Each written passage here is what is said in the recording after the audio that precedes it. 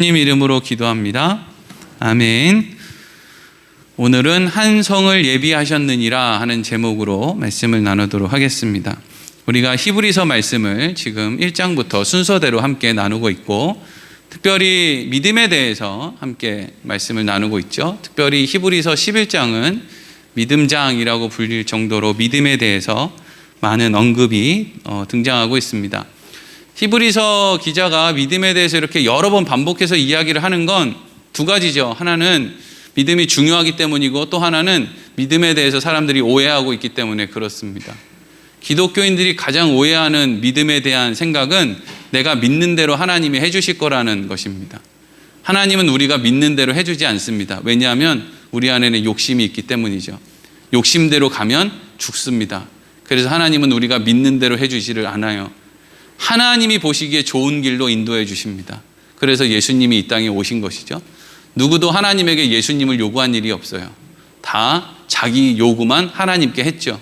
그런데 하나님께서는 모든 인간의 요구를 걷어버리시고 예수님을 이 땅에 보내주신 거예요. 누군가가 교회에서 여러분 마음으로 확실히 믿으면 하나님이 그걸 이루어 주실 겁니다 라는 식의 이야기를 하면 여러분들은 얼른 도망치셔야 됩니다. 왜냐하면 여러분들의 욕심을 자극하는 말이고 하나님의 생각이 아니기 때문이죠. 그럴 때마다 여러분들은 예수님을 생각해야 되고, 그리고 하나님이 예수님을 왜 이 땅에 보내셨는지를 다시 한번 곱씹어 봐야 됩니다. 믿음은 우리의 감정으로, 우리의 신념으로, 아니면 우리의 각오로 만들어내는 게 아닙니다. 만약에 우리의 믿음이 우리의 감정으로 만들어내는 것이면 큰일 나는 거죠. 왜? 우리는 하루에도 12번씩 감정이 변하기 때문이죠.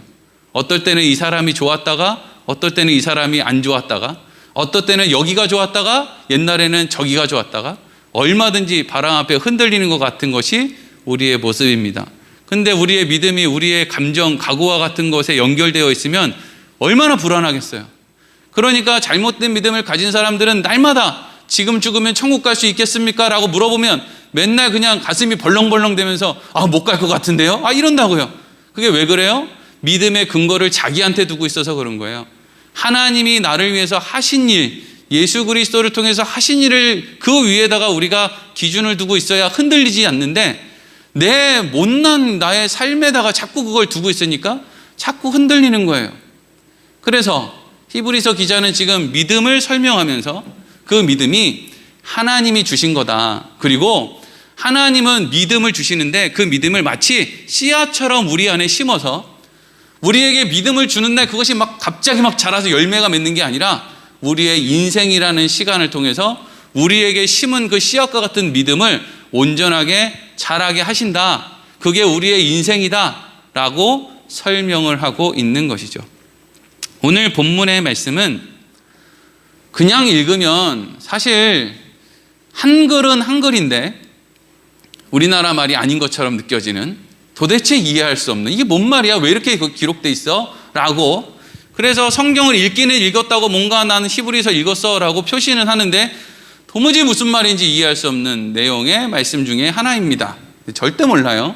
왜냐하면 이 히브리서 말씀은 유대인들에게 쓴 기록이기 때문에 유대인들은 기본적으로 이제 성경에 어디 이런 얘기를 굳이 찾아보고 하지 않아도 무슨 이야기를 하고 있는지에 대한 이해가 이미 있단 말이죠. 우리나라 사람들이 우리나라 이순신 장군 잘 아는 것처럼, 대단히 잘 알지는 않지만 어쨌든, 그래서 이제 이런 내용을 잘 이해하기 위해서는 여러 가지 이제 이미 우리가 알아야 되는, 얻어야 되는 믿음에 대한 이해가 좀 필요합니다. 오늘 본문의 말씀은 아브라함의 인생을 통해서 하나님이 어떻게 믿음을 온전하게 하셨느냐, 이게 이제 오늘 본문이 설명하고자 하는 건데, 요거를 잘 이해하기 위해서는 아브라함과 비슷한, 모든 성경의 믿음을 가지고 살아간 사람들의 인생은 다 비슷한데, 특별히 구약 성경에서는 아브라함, 신약 성경에서는 바울이 중요해요. 왜 중요하냐? 이 사람들이 특별해서 중요한 게 아니라 그 사람들에 대한 기록이, 자료가 다른 사람들보다 많기 때문에 그래요. 아브라함에 대한 기록이 많고 바울에 대한 기록이 많아요. 모든 믿음의 사람들의 인생은 다 거긴데 이 사람들이 중요한 이유는 그 사람들에 대한 자료가 많기 때문이에요. 특별히 이제 바울이 믿음에 대해서 설명하고 있는 게 있어요. 믿음은 이런 겁니다, 여러분. 이렇게 설명하고 있는 게 있는데 그것을 알고 나서 오늘 본문의 말씀을 봐야 그래서 아브라함이 이런 이야기를 했구나 라고 우리가 생각을 할 수 있다는 거예요. 일부 예배 때는 이 시점에서 한 3분의 1이 벌써 천국에 마음이 천국에 가셨어요. 재미없는 얘기죠. 하지만 뭐 어떻게 하겠어요. 재밌는 얘기에도 잘 사람은 자니까. 그래도 아직 3분의 1까지는 안 갔어요. 지금 정신이 지금 문을 열고 나갈까 말까 지금 이렇게 하고 계시는데 조금 이따 나가세요. 지금 이거 하나 보고 로마서 1장 16절 17절 이제 바울이 기독교인의 믿음에 대해서 뭐라고 설명하는지 보겠습니다. 로마서 1장 16절 17절 시작. 내가 복음을 부끄러워하지 아니하노니 이 복음은 모든 믿는 자에게 구원을 주시는 하나님의 능력이 됨이라. 먼저는 유대인에게요 그리고 헬라인에게로다. 복음에는 하나님의 의가 나타나서 믿음으로 믿음에 이르게 하나니 기록된 바 오직 의는 믿음으로 말미암아 살리라 함과 같으니라. 아멘. 이제 바울이 16절 띄워주세요. 바울이 이제 로마에 있는 아직 본인의 말을 들어본 적이 없는 예수를 믿는다고 하기는 하는데 그들이 믿는 예수가 뭔지 아직 명확하지 알지 못하는 그런 사람들에게 이제 로마서를 통해서 이제 그들에게 하나님을 설명하고 복음, 믿음 뭐 이런 걸 설명하는 내용이에요. 바울이 이렇게 이야기하죠. 내가 복음을 부끄러워하지 않는다 이렇게 시작을 해요. 여기서 복음이라는 건 쉽게 얘기하면 하나님이 아브라함을 찾아오셔서 내가 너한테 복 줄 거야 라고 했던 거. 그러니까 아브라함 입장에서는 이게 복음이죠. 하나님이 복 준다는데 싫다고 하는 사람이 누가 있겠습니까? 우리 다 복 받고 싶지. 그래서 그냥 복에 하여튼 그냥 복 타령을 얼마나 하지 않습니까? 그런데 이 16절 말씀의 시작이 너무 이상한 게 하나님이 복 주신다고 했는데 이게 부끄러워할 수밖에 없는 모습으로 드러났다는 거죠. 그래서 바울은 나는 복음을 알고 복음을 듣고 복음을 전하는데 이것 때문에 난 부끄러워하지 않는다. 이 말은 바울도 세상의 눈으로 보았을 때는 얼마든지 부끄럽게 보였다는 거죠. 그러니까 하나님이 복음으로 믿음의 사람들에게 주시는 그 복은 세상 사람들이 봤을 때 와, 저 사람 진짜 복 받았네, 대단하다 라고 하는 모습의 복이 아닌 거예요. 그런 모습의 복이면 왜 부끄러워합니까? 자랑을 해야지. 내가 복음을 자랑한다 막 이래야 되잖아요. 근데 왜 내가 복음을 부끄러워하지 않는다 그래요? 세상 사람들이 봤을 때는 별로 그렇게 대단해 보이지 않는다는 거예요. 왜 복음이 하나님이 주시는 복이 세상 사람들에게 보았을 때는 별로 대단하게 보이지 않느냐? 문제는 하나님이 주시겠다고 하는 복은 믿음과 연결되어 있기 때문에 그래요. 하나님은 복을 주는데 그 복은 우리 안에 하나님이 주신 그 복을 자라나게 하셔서 정말 믿어야 되는 거, 정말 필요한 것을 믿는 믿음으로 자라게 하시는 게 복이에요. 아니, 애 불러놓고 돈 몇 푼 쥐어주는 게 제일 쉽죠. 뭐가 어렵습니까? 그런데 그 사람의 마음을 바꾸는 게 얼마나 어렵습니까? 죽을 때까지 안 바뀌는 게 마음인데. 그러니까 하나님이 주시겠다고 하는 복은 우리에게 돈 몇 푼 쥐어주고 자, 너 복 받았지? 세상 사람들한테 자랑해. 이게 복이 아니고 하나님이 우리에게 주시는 복은 하나님이 우리의 마음에 진짜 믿고 살아야 될 것이 뭔지, 진짜 우리에게 만족을 주는 것이 뭔지 그것에 대한 믿음, 그것을 알게 하시는 게 복이에요. 근데 세상 사람들에게 봤을 때는 별거 아니죠, 그거. 왜? 세상 사람들은 하나님도 모르고 돈이 제일 좋으니까. 그런데 이 모든 것들은 어떤 사람에게만 그렇게 하고 어떤 사람에게 그렇지 않은 게 아니라 유대인에게요 또 헬라인에게로다. 이 말은 모든 사람이 다 똑같다. 아브라함도 이렇게 하셨고 바울도 이렇게 하셨고 오늘 살아가는 그리스도인들도 다 하나님이 이렇게 하신다. 하나님은 여러분들에게 돈 주고 싶은 마음이 없다. 여러분들에게 돈 줘봤자 맨날 죄만 지을 거 아니냐? 믿음으로부터 떠날 거 아니냐? 그러니까 하나님은 여러분들에게 믿음을 주시기 위해서 때로는 말할 수 없는 상황으로 여러분들을 일부러 몰아가시기도 하신다. 그게 하나님의 복이다 라고 설명을 하는 거죠. 그래서 이제 이거에 대해서 더 구체적으로 이제 17절이 설명하는 거예요. 17절 제가 읽으면서 설명해 볼게요. 복음에는, 복음을 얻은 사람들에게는 어떤 일이 일어나느냐? 복음에는 하나님의 의가 나타났다는 것은 뭐가 바른 것인지 모르는 인생에게 하나님이 복을 주시니까 뭐가 바른 것인지를 알게 되는 일이 일어나게 됐다는 거예요. 이게 하나님의 의예요.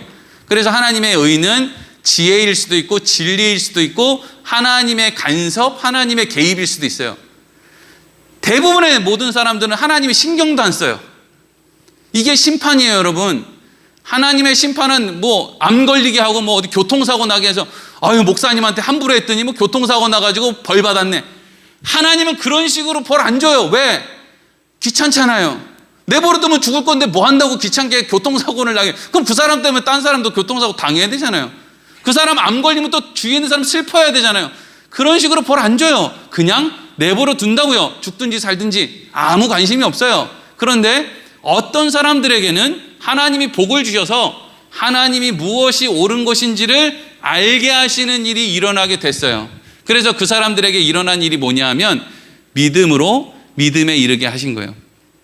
믿음으로 믿음에 이르게 한다라는 것은 모든 인간들은 저마다 자기들이 갖고 있는 믿음으로 살아요. 어렸을 때는 무슨 믿음이 있습니까? 부모님 말씀만 잘 들으면 행복하겠지? 천만의 말씀. 부모님 말씀 잘 믿어도 별 볼 일 없어요. 왜? 부모님들이 뭐 별로 별 볼 일이 없거든요. 네. 부모님 말씀을 잘 들었는데 나중에 나이 보고 보니까 아유 아버지의 뒷모습이 너무 초라해. 별것도 없어. 선생님 말씀 잘 들으면 되겠지? 선생님들도 별 볼 일 없어. 세상에 제가 크고 나서 보니까 학교 선생님들 제일 불쌍해요. 옛날엔 그렇게 커 보이더니 지금은 그냥 아줌마들한테 쌓여가지고 그냥 이 아줌마가 이 얘기하면 그냥 절절매고 저기서 학부모 무슨 회장 뭐 이러다 치맛바람. 하여튼 그렇게 공부시켜가지고 선생님이 됐는데 그냥 학부모님들하고 뭐 이렇게 얘기하는 거 보면 불쌍해 죽겠어요. 사람들은 다 자기 믿음이 있어요. 요 고비만 넘어가면 만족이 오겠지? 빌딩 하나 지으면 행복하겠지? 요 정도 돈 벌고 뭐 건강하고 우리 부모님이 요렇게 되고 뭐 자식들이 대학만 가고 자식들이 결혼하고 애 잘 낳고 뭐 이렇게 되면 이제는 만족하겠지? 계속 그런 믿음을 쌓아가면서 살죠. 전부 부도나지만 이제 내년에 대통령 선거할 거예요. 그렇죠? 누구를 찍어도 제가 100% 확신하는데 우리는 절망하게 될 거예요. 누가 돼도 절망하게 될 거예요. 여태까지 그걸 못 배웠습니까? 누가 돼도. 그래서 누구를 찍어라 말지가 아니라 누가 돼도 실망할 거예요. 여태까지 실망 안 한 적 없잖아요. 다 실망할 거예요. 1번이 돼도 실망이고 2번이 돼도 실망이에요. 그게 우리가 믿었던 것이 나에게 좋은 결과를 주지 못한다는 것을 우리가 안다는 거죠. 그런데 하나님이 우리 삶에 오시면 우리가 그걸 확실히 안다는 거예요. 저 너머로 가도 그 너머에 만족이 없다라는 걸 안다는 거예요. 그래서 하나님이 우리에게 있는 잘못된 믿음들을 자꾸 꺾으시고 그래서 그 자꾸 꺾으셔서 뭘로 만드느냐? 온전한 믿음으로 만들어 가시는 게 믿음으로 믿음에 이르게 하는 거예요. 그래서 하나님이 믿음으로 믿음에 이르게 하는 겁니다. 이게 복음입니다. 우리의 잘못된 믿음을 꺾어서 온전한 믿음으로 하나님이 만들어가는 게 우리의 인생입니다. 이게 복음 안에 있는 사람들의 삶입니다. 이렇게 설명을 해놓고 이 모든 것들을 정리해서 한마디로 뭐라고 해놨어요? 기록된 바 오직 의는 믿음으로 말미암아 살리라 함과 이 말이 똑같다. 이렇게 해놨죠. 그러면 이제 유대인들은 그래서 이게 이 얘기구나 이렇게 될 거예요 아마. 근데 우리는 뭐 잘 모르니까. 그러면 기록된 바 오직 의는 믿음으로 말미암아 살리라 이게 어디 나오는 말씀이냐? 제가 언젠가 새벽 기도 때도 이 말씀을 했는데 하박국서에 나오는 말씀이에요. 하박국 선지자. 이름이 하박국이에요. 하박국이라고 하는 선지자가 하나님과의 대화를 통해서 하나님이 하박국 선지자에게 해주신 말씀이 오직 의는 믿음으로 말미암아 살리라 이 얘기예요.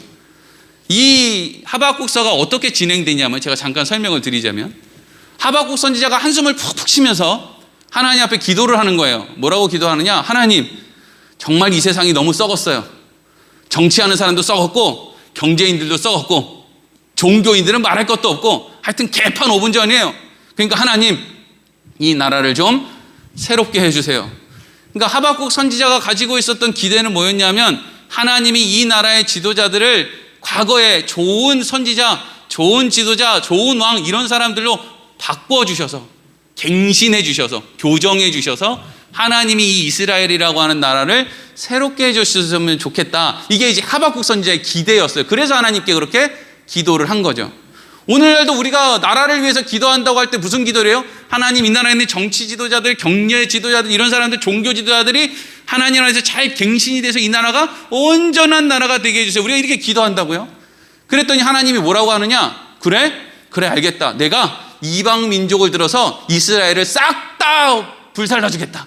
내가 진멸해 주겠다. 이 얘기예요. 이건 다른 말로 하면 그렇게 우리가 기도했더니 하나님이 그래? 그럼 내가 북한 사람들을 통해서 니네를 핵폭발을 시켜가지고 싹 다 내가 진멸해 주겠다. 하나님이 이렇게 대답을 했다는 거예요. 그러니까 하박국 선지자가 이거 아닌데? 이거 이렇게까지는 아닌데요. 지금 그 얘기가 아닌데요. 제 얘기는 조금 이제 고쳤으면 좋겠다는 거지 지금 뭐 다 그냥 파장하고 말자는 얘기가 아닌데요. 그래서 하박국 선지자가 뭐라고 그래? 하나님, 그래도 이스라엘 사람들은 하나님을 아는 의인이고 저 이방 민족은 하나님을 모르는 악인인데 악인의 손에 의인들이 이렇게 벌 받는 거 옳습니까? 우리 무슨 생각이에요? 하나님, 그래도 우리 자유민주주의 안에 있는 사람은 의인이고 저 공산주의자들은 악인인데 저 공산주의자들의 손에 우리 의인들이 고난을 받는 게 옳습니까? 이런다고요. 하나님 뭐라 그래요? 누가 의인인데? 하박국 네가 의인이야? 민주주의자들은 의인이야? 공산주의자들은 의인이야? 목사는 의인이야?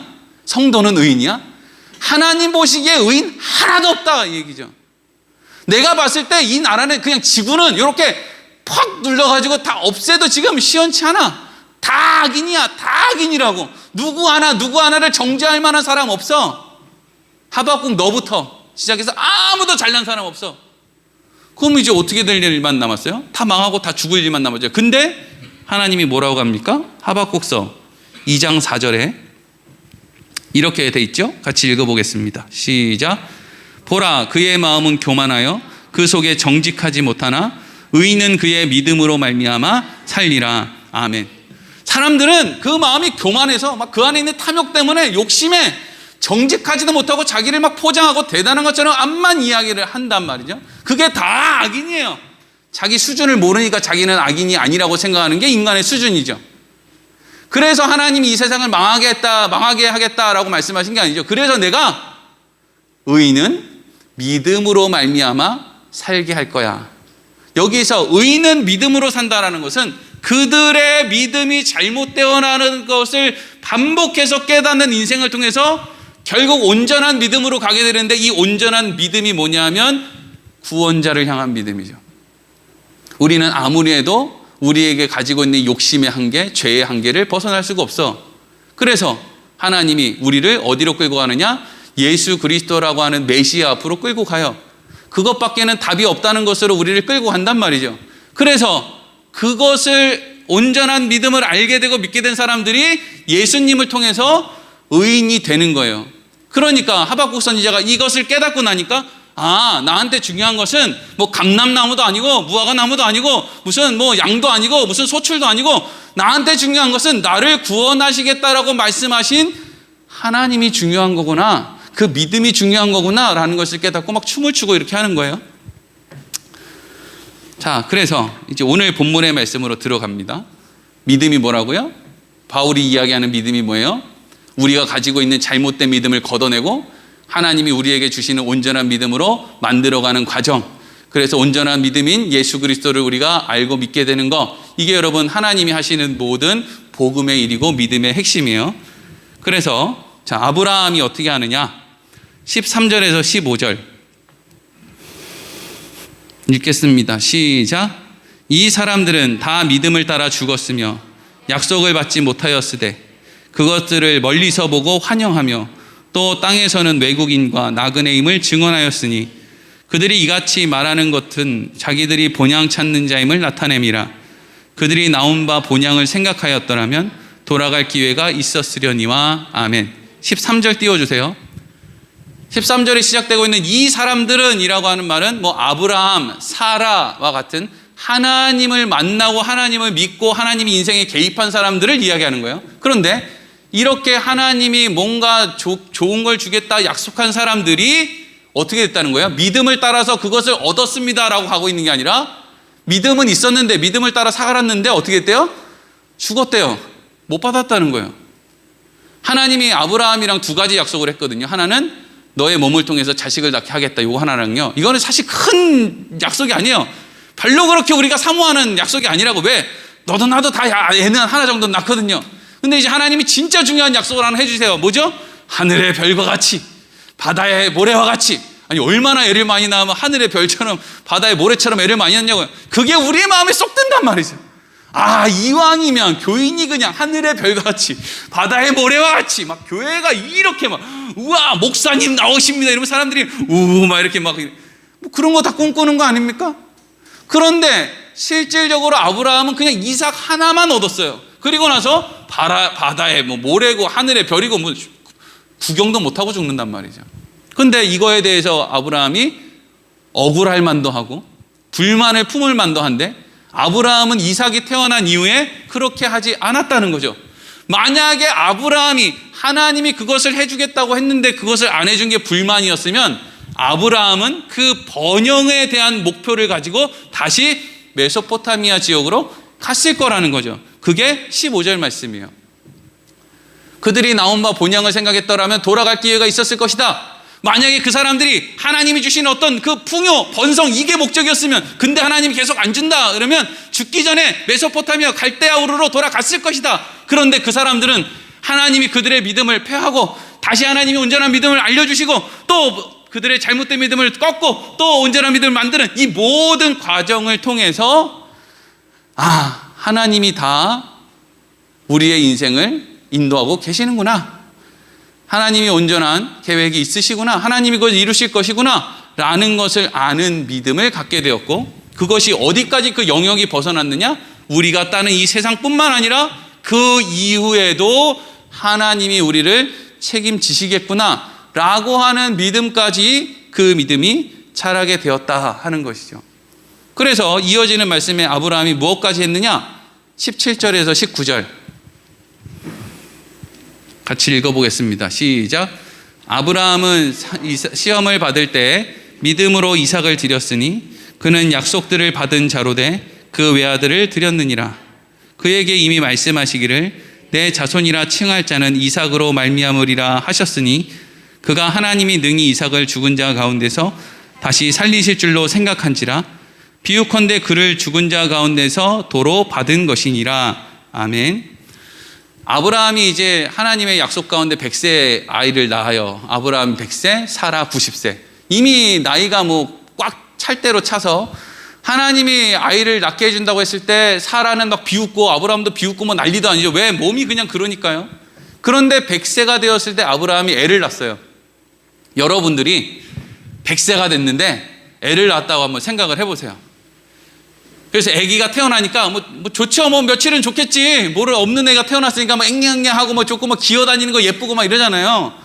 요즘에 우리 막내가 이렇게 자고 일어나면 여러분들 저 손주들이나 자녀들은 어떻게 하는지 모르겠는데 우리 막내는 자고 일어나면 절대 울지 않고 아빠를 향해 미소를 지면서 손을 흔들어요. 이렇게. 대단하지 않습니까? 네. 또 이런 걸 또 한 번씩 해줘야지 또. 근데 그게 며칠이나 가냐고요? 아브라함이 이삭을 낳고 10몇 년이 흘렀어요. 아브라함의 인생이 대단히 달라질 줄 알았는데 하나도 달라지는 게 없어.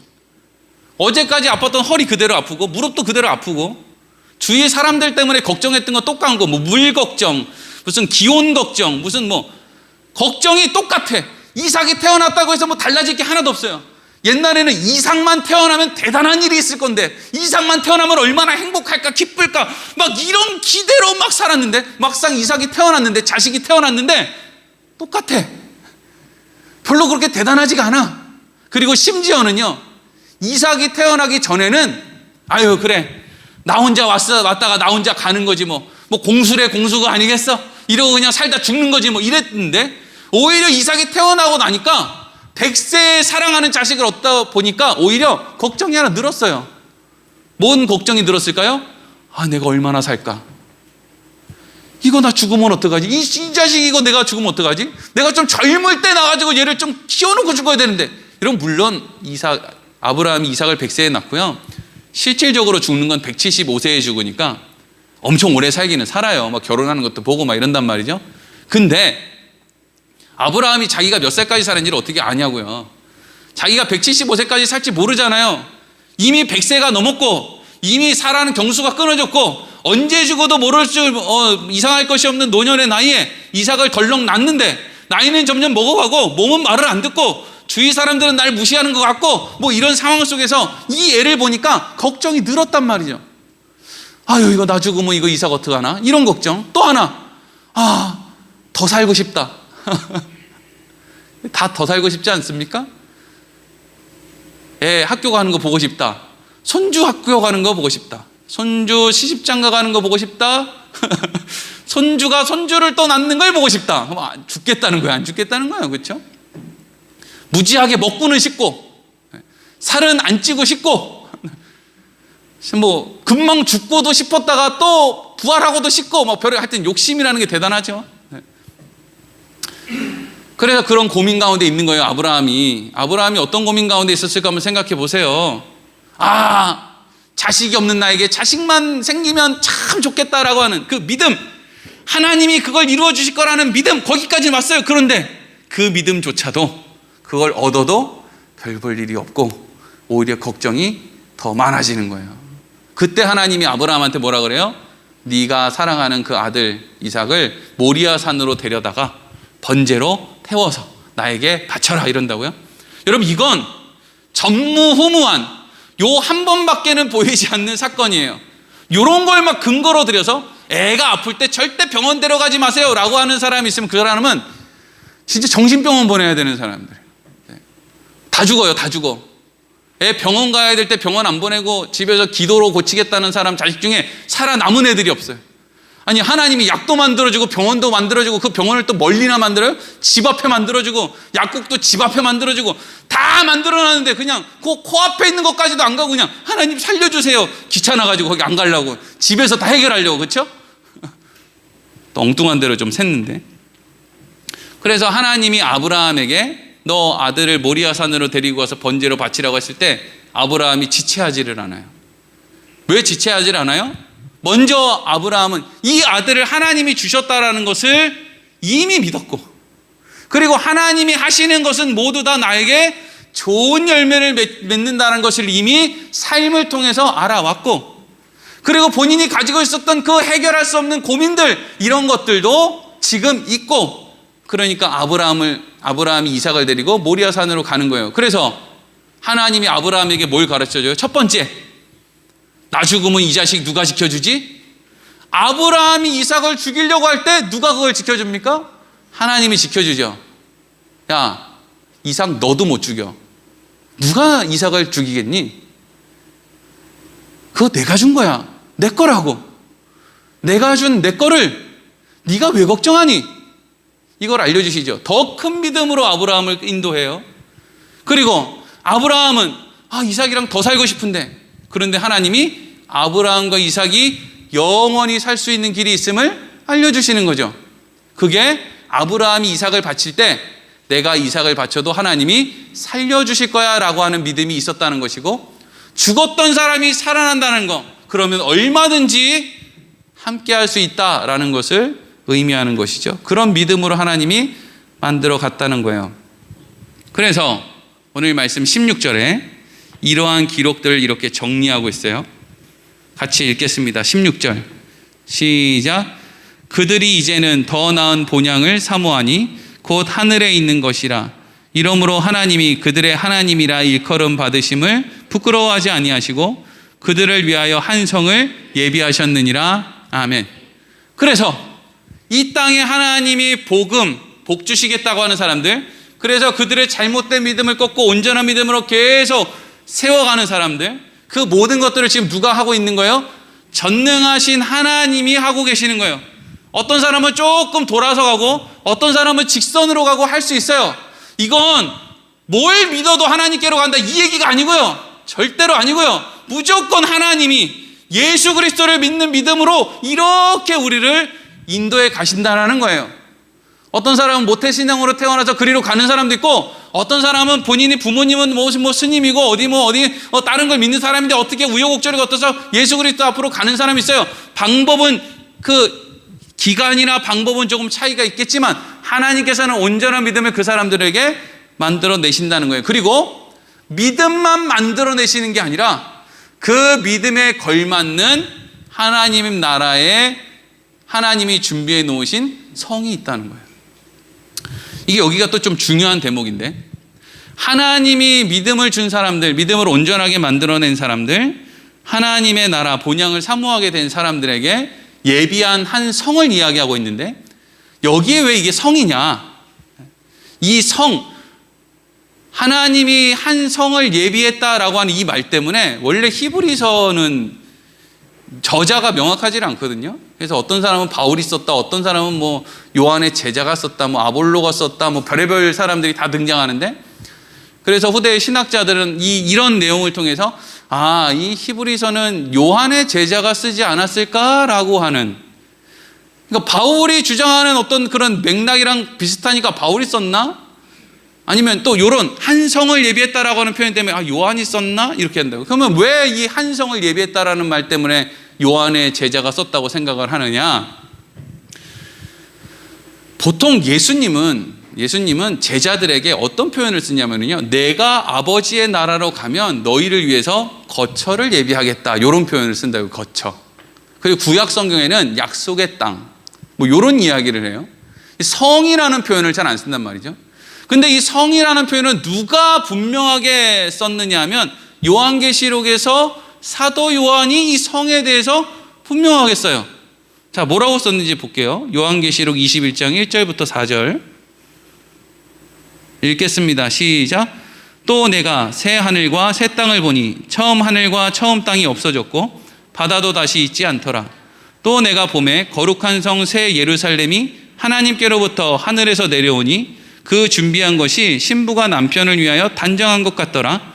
내가 들으니 보좌에서 음성이 나서 이르되 보라, 하나님의 장막이 사람들과 함께 있음에 하나님이 그들과 함께 계시리니 그들은 하나님의 백성이 되고 하나님은 친히 그들과 함께 계셔서 모든 눈물을 그 눈에서 닦아주시니 다시는 사망이 없고 애통하는 것이나 곡하는 것이나 아픈 것이 다시 있지 아니하리니 처음 것들이 다 지나갔음이로라. 아멘. 하나님이 믿음을 주시고 그 믿음을 온전하게 만들어낸 사람들, 하여튼 하나님이 잘 갖고 가지고 이렇게 만들어낸 사람들에게 그들에게 만들어낸 것에 걸맞는 무엇을 준비하고 계신데, 이게 요한계시록에는 뭐라고 하느냐? 새하늘과 새 땅에서 하나님이 우리에게 주실 거룩한 성 예루살렘이라는 거예요. 보통 성경은 성을 두 가지로 표현하는데, 하나는 바벨론 성이에요. 하나님으로부터 멀어져서 세상과 한 덩어리가 돼서 사는 사람들이 좋아하는 바벨론 성. 이건 요한계시록 보면 다 망하는 거예요. 망하는 성. 그리고 하나님이 선물로 주시는 성은 거룩한 성 예루살렘. 그런데 이 거룩한 성 예루살렘이 2절에 보니까 어떤 모습으로 있느냐? 신부를 맞이하기 위한, 신부가 남편을 위하여 단장한 것 같이 이렇게 단장하고 있대요. 여러분, 성경에서는 이야기하는 뭐 사랑, 아버지, 결혼, 이런 내용의 단어들은요, 우리가 그 단어를 몰라요. 성경에서 사랑이다, 하나님은 사랑이시다라고 얘기를 해도 우리는 하나님이 사랑이라는 말을 몰라요. 왜냐하면 우리는 사랑을 받아본 적이 없고 조건 없는 사랑을 해본 적이 없거든요. 그래서 우리는 그냥 그림자처럼 느낄 뿐이에요. 사랑이 이런 거구나라고 그냥 가늠할 뿐이죠. 성경에서 아버지, 이렇게, 어떤 사람들은 아버지 하나님은 부족해, 어머니 하나님도 필요해, 이렇게 얘기하는데 그건 진짜 아버지를 모르기 때문이에요. 완전한 의미의 단어 아버지 하나님을 모르기 때문에 자기 육신의 아버지를 생각해 보니까 우리 아버지는 이런 부분이 모자랐어, 그러니까 하나님도 이런 부분이 모자랄 거야, 그러니까 어머니 하나님이 필요해, 요딴 생각을 한다고요. 그런데 하나님이 아버지라는 것의 그 아버지는 완전한 의미의 단어로서의 아버지예요. 빈틈이 없는, 빈틈 있는 육신의 아버지랑은 다른 아버지란 말이에요.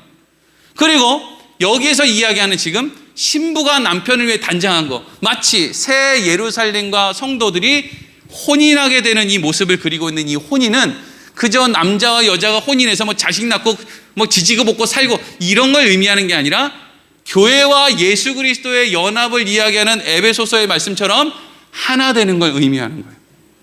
그러니까 이 세상 사는 사람들은 세상이랑 짝하고 바벨론이랑 한 덩어리가 돼가지고 하나 되어서 살다 죽는 거고, 하나님이 믿음을 만들어내서 그 바벨론이랑 짝하면 살면 안 돼, 그걸 믿으면 안 돼, 그래서 온전한 믿음을 만들어낸 사람은 나는 세상을 믿는 것보다 하나님 믿는 게 더 나은 것 같아요. 옳은 것 같아요. 라고 하는 결론을 가지고 하나님과 연합해서 하나가 되는 거예요. 그게 천국이죠. 늘 말씀드리지만 천국은 바닥에 황금이 있고 무슨 뭐 진주문이 있고 맛있는 게 늘려 있고 베드로 팀하고 바울 팀하고 축구하고 막 공중을 날고 이런 아무짝에 의미 없는 곳이 아니에요. 왜? 그런 곳은 다 실증나게 돼 있거든요. 천국에서 맨날 시루떡 먹는다고 생각해요. 며칠이나 먹겠습니까? 맛도 없는 거. 며칠이나 먹겠어요? 뭐 생크림 케이크 먹는다. 며칠이나 먹겠어요? 술 좋아하는 사람들. 나 천국 가면 맨날 술 먹어야지. 며칠이나 먹겠어요, 그거. 며칠 한 10만 리터 먹겠어요? 10만 리터? 네? 먹고 자고 싶은 사람은 자고 갖고 나는 천국 가면 여기서는 60평밖에 못 살아니까 거기는 600평짜리 아파트 살아야 돼. 그럼 600평짜리 살면 실증 안 나냐고요. 영원히 할 수 있는 게 뭐가 있어요? 영원히 할 수 있는 거 딱 하나밖에 없어요. 무한하고 전능하고 영원하신 하나님과 하나 되는 것밖에 없어요. 그것 말고는 우리의 실증을 채워줄 게 없다고요. 그게 천국이에요. 거기 가봐야 실증 나버리면 지옥이에요. 아무짝에 쓸모없다고요. 그런데 하나님은 이 땅에서 믿음을 심어줘요. 네가 가지고 있는 믿음이 진짜가 아니야. 이게 진짜야. 이걸 하나씩 우리 인생을 통해서 만드시고 자라나게 하셔서 결국에는 그 완전하신 곳으로 가게 하시고 하나님과 하나 되게 한다고. 그게 천국이고 우리를 통해서 만들어내려는 것이요. 그래서 히브리서 기자가 지금 수신자들에게 하고 싶은 이야기가 뭐예요? 너희들의 오늘 일어나는 일 때문에 낙심하고 절망하지 마라. 그거 하나님이 네 안에 잘못된 믿음은 걷어내고 온전한 믿음으로 지금 너를 바꾸어 가고 있는 그 과정에 있기 때문에 그런 일이 일어나는 것이다. 이 얘기를 하는 거예요. 그래서 성경이 필요한 거예요. 성경은 이렇게 하면 하나님이 뭘 주고 저렇게 하면 뭘 안 주고 이런 얘기를 하려는 게 아니에요. 왜? 우리는 그걸 안다고 해서 그걸 지키고 살아갈 수 있는 힘이 없거든요. 하나님이 이렇게 너한테 뭘 심었어. 그래서 너가 나중에 이렇게 됐다가 이렇게 될 거야. 이게 너의 인생의 하나님의 계획이야. 절대 변하지 않아. 하나님은 널 놓지 않아. 반드시 이 길로 갈 거야. 그러니까 절대로 하나님을 의심하지 말고 요 길을 쭉 갈 때 안심하고 평강해. 예수님이 제자들한테 와서 뭐라 그래요? 너희에게 평강이 있을지어다 이러죠. 너희를 위해 나를 죽이신 하나님이 너희를 안 죽인다는 거예요. 너희 안 죽이려고 나 죽인 거라는 거죠. 그러니까 너희들 평강이 있을지어다. 너희에게 나를 죽여서 주신 하나님이 너 안 놓친다는 거죠. 그래서 평강이 있을지어다 말씀하시는 거예요. 여러분, 이게 우리가 믿는 기독교에서 말하는 믿음이에요. 부처님을 믿든지 무슨 하나님을 믿든지 누구를 믿든지 내가 원하는 것만 얻으면 된다. 이건 기독교에서 이야기하는 믿음을 모르는 사람이고 그 사람들은 그냥 타종교인이에요. 타종교인. 기독교인이 아니라고요. 기독교인은 하나님이 예수 그리스도를 통해서 하신 일을 통해서 하나님이 내 인생에 하실 일을 믿는 게 믿음이에요. 내 뜻대로 당연히 안 되겠죠. 내 안에 믿음이 생겨야 되니까. 그리고 그럼에도 불구하고 망하지도 않아요. 왜? 하나님은 나를 사랑하시니까.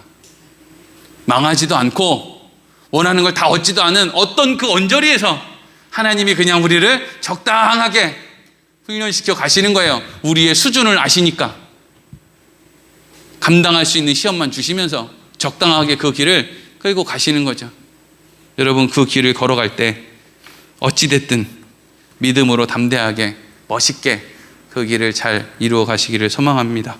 기도하겠습니다.